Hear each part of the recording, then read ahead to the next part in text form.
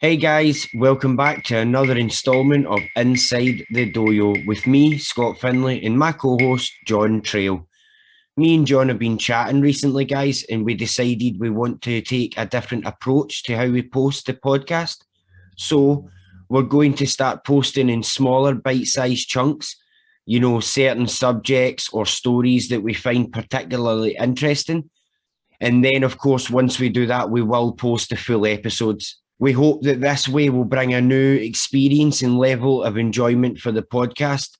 So let's pick up where we left off, where me and John were sitting down with the Queen of Sumo herself, KATRINA WATTS, as she was just about to tell us about the fan letter she received asking why she hated Takanohana, as well as hear her give us and you a behind-the-scenes view at Akebono and Takanohana's relationship and training sessions together, what Asashoryu was like behind closed doors, and how was being in Mongolia, riding horses and going on holiday with the Yokozuna and his family, and a few other wee gems tossed in there for you as well.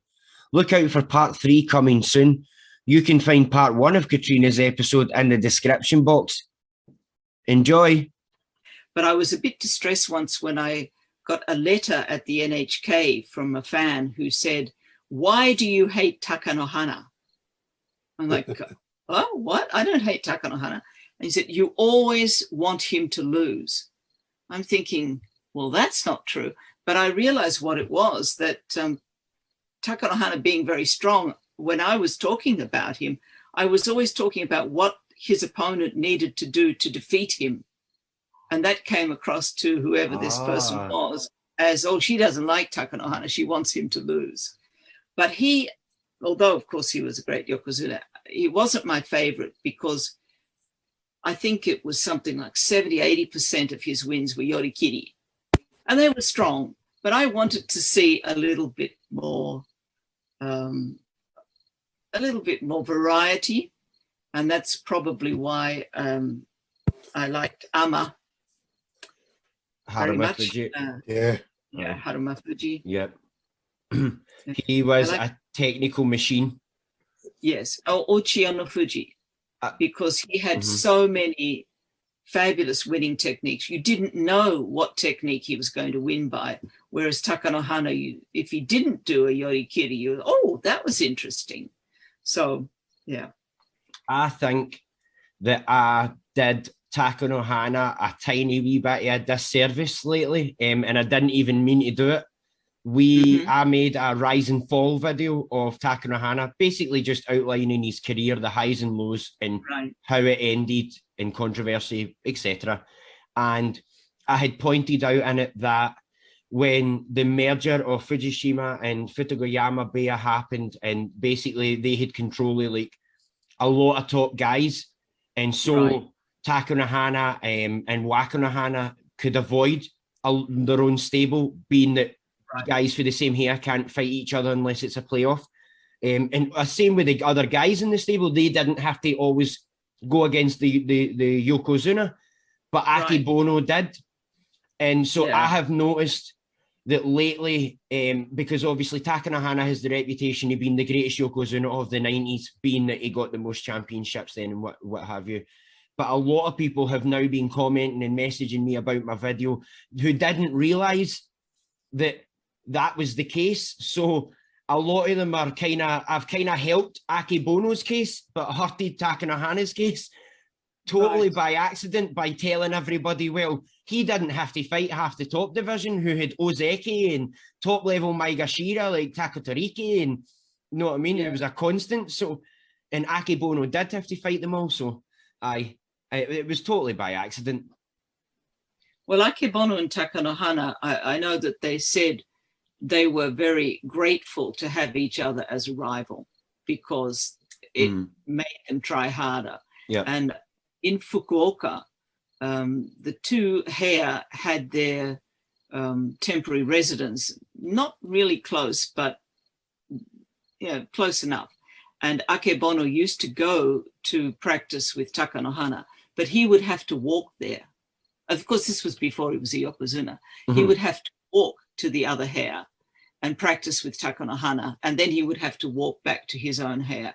And that was after they used to practice so hard that the Oyakata had to make them stop and say, that's enough. You know, you can't practice anymore. So he was really determined. Yeah, they were both determined to use each other to better themselves. That's great, because when they came out to Australia, I got to interview Akebono for a reporter for the Real Inside Sport, which is an Australian publication, and I asked Akebono about that situation. I go, how do you feel Takanohana doesn't have to fight these eight other guys? I think at the time there were 9 of them in Futagaoyama there, and Akebono, I don't care, I just fight them all. Doesn't bother me. And then I was at the press conference and I'm practicing in Japanese how to ask ask Takanohana, and I just got too nervous because I was like, do you think you'd really be no, I wasn't going to say, but do you think you'd really be where you are if you didn't have to fight all these other formidable opponents in the same stable? Well, that was my issue at the time, that there were so many high-ranked makuuchi guys in the one hair. But historically, at one stage, Dewa no Umibeya was really top-heavy, and so in the end, it kind of works itself out. There is this standing of yokozuna in Japan, like you're your deity level, you're godlike, you're above the rest, you've got this honorific title and all of that. Let's just say Hakuho, for example, the way he uses the hirite and throws the elbows about willy-nilly and that. What was the sort of the look on him for the Japanese fandom while you were there, or any other wrestler that you may have experienced with that, who went through something with the fans with that you could maybe give as an example of? Well, I think that to some extent the Japanese fans didn't like what looked like rough and disrespectful sumo. Right. The harite, the henka, and so on. And if it was a Mongolian yokozuna, they disliked it even more. And used that as a kind of pejorative thing. Oh, well, they don't understand, or can't have hinkaku. Yeah. Well, speaking of naughty, sorry. No, I was just going to say, speaking of the Dewa no Umibeya, reminded me of my dear friend Kushima Umi, who was also All Japan yokozuna. He said to me once that he was a bungee jumping rikishi. No, a skydiving rikishi. He was a skydiving rikishi, because whenever he got up to the top of makuuchi, he had an injury and plummeted down. My good friend Jerry Toff, I told that story to him when he was on the NHK. He changed it to bungee jumping rikishi. But Kushima Umi, his biggest injury was when he was KO'd on the Dohyo. I think it was Kyokudozan, hit him on the point of the chin. He fell straight down on his knees, and that was it, basically. He never recovered. But he should have been a yokozuna. But his injuries prevented him from getting up there, even though he was All Japan amateur yokozuna a couple of times. Had all the tools, had everything required, but the body physically failed him, which exactly I'm sure is the sad song of so many guys. There probably maybe more than 73 yokozuna by this time if it wasn't for some injuries and timing. Right. Do you know what I mean? So I can. We always say your biggest, your greatest opponent is injury. I think the world over can agree with you there. When anybody that knows anything about sumo would definitely fully agree with that statement. Well, going back to naughty yokozuna, not just injury wasn't his worst enemy, it was actually himself. Tell us about your relationship with Asashoryu. You've been able to see what he's like off the dohyo. I always love the story when he got his mojo back and he went off into the wilderness with nothing but a bit of meat sauce and a knife, and ate whatever he could. Love it. Well, actually, I met Asashoryu when he was when he first came into sumo, because his father, his Oyakata's father-in-law, had a chanko restaurant in Osaka that we used to go and eat at during the tournament. And when he was there as a new boy, he was introduced to us at the restaurant, this skinny Mongolian boy, you know, this is Asashoryu. So back in the day, I had a very long braid. I had about a meter long plait. So I was kind of memorable. So I remembered him and he remembered me. So we were lucky that we sort of became friendly from the start. Mm-hmm. And as he went along, it's always nice to see a friendly face. And in the sea of Japanese faces, well, there was me and some of my other friends. So we were quite friendly. And I used to often go to the Kinki University, now called Kindai, to watch the training, because the Takasago Bear used to go there and stay at the university. So it was quite convenient to go and watch them training.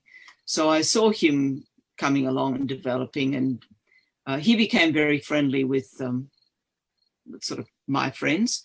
And he invited me to his wedding, actually. Unfortunately, my university chose to send me to the States to look after students, so I missed out. But I did go to I'll go to dinner with him and his family and so on many times. And when they had a basho in Mongolia, he was pretty much in charge of organizing everything. And when it was finished, he wanted to stay and say thank you to the mayor of the town and all the sponsors and the people. But the Sumo Association insisted that he return to Japan with everybody else. That's what they always did. Mm-hmm. So he said, oh, okay. So he got on the plane. But as soon as they got to Narita, he just went back round to the departures and got back on a plane with Mongolia, because they were having time off anyway. So he might as well go to Mongolia. And we were still there. So I was lucky enough with my friend Barbara, and we were invited with his family to go on a little family holiday. So there were the three brothers and their wives and their children and Akebono's parents, and we went to a lovely spa and so on. And always been a dream of mine to ride a horse across the steppes in Mongolia. And Asashoryu, he's a great horse rider. You're probably familiar with the Mongolian Nadam that they have in the summer. Yep. And it's he was a champion of that when he was 15. So you have to be good at archery, wrestling, and horse riding. And he bragged to me that he could ride a horse at a gallop and reach down underneath and touch the horse on a part that one should keep one's hands off. So he was, he's a keen horse rider. So we all went off horse riding, and I'm no lightweight myself. I got on a very sturdy Mongolian horse, and the horse went, oh. I was like, oh, I'm sorry, horsey. Anyway, he got onto a smaller horse, and he was bigger than me. And then off we went, and he was galloping, and I'm saying to my horse, hey, you're okay, we just go slowly. Oh, he was off. And then we went out into the forest and had a lovely barbecue of marmot, which they cook in the traditional style, where they gut the animal and they fill it with hot rocks and cook it almost like the New Zealand hangi style. So we ate that, and it was all, slice bits off, pass them around on the point of the knife. It was quite an adventure. So he knows how to get around things in Mongolia. Right. That is just, it's super interesting to me. We have obviously spoken once before off audio, Katrina, and you were kind enough to share a couple of wee tidbits with me. And you had mentioned how Asashoryu had given you a lump of fat to eat. Oh, yes. And I would love for you to share that with our audience, because I just thought it was such a comical story. Well, the Mongol basho, as it was called, which was in Ulaanbaatar, on the final day, there was a ger. It's not a yurt in Mongolia, it's a ger. There was a ger in the sort of parking lot for an after party. And we were there, and they were drinking a delicious fermented mare's milk. And they had some big stacks of Mongolian cheese, which is very hard. It's mare's milk again, but dried, and you could it's horrible. Teeth chew on it. Anyway, they had mutton there, not lamb like we Aussies eat, but mutton. And of course, the fat is the best part. If you're a nomad, you want to eat the fat because that's where the calories are and the energy comes from. So he was very polite and very kind to me, and he cut off a big chunk of fat, and it was white and hard, and with a grin on his face, passed it over to me. Now, the other people, I'm sure, were thinking, oh, isn't he nice? He's giving that foreign lady a really good part. And I think he knew it was not going to be my taste. Anyway, so he had a grin on his face, and I had the fixed smile as I chewed on this, trying to convince myself that it wasn't a piece of mutton fat. It was actually some sort of delicious exotic cheese or some unworldly thing that I was nearly. And of course, I ate every bit of it because it would have been disrespectful not to.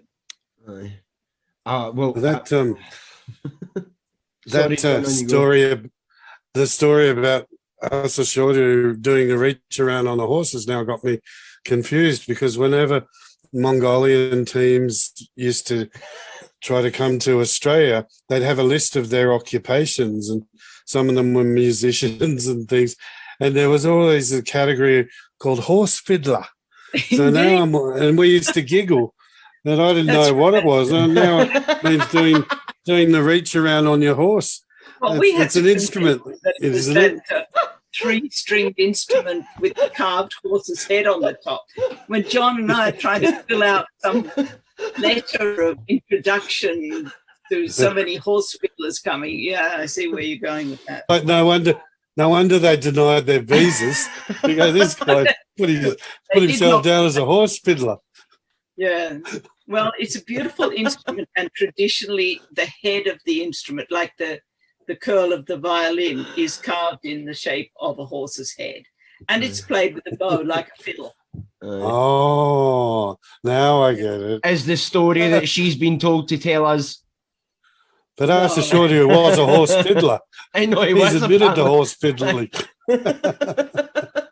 After the World Championships in Mongolia, I was lucky enough to be taken by former Hoshi Hikari out to a place associated with his family, and we went to this and that, and they had a sort of a tourist thing, and before us there were some Chinese people, and the guys in the ger were playing the horse fiddles. They were fiddling there, and we heard them playing Happy Birthday, and then they played a Christmas song. I've forgotten what it was. Anyway, we went in there, my friends and I, and they said, after this and that, what would you like? Would you like us to play something for you?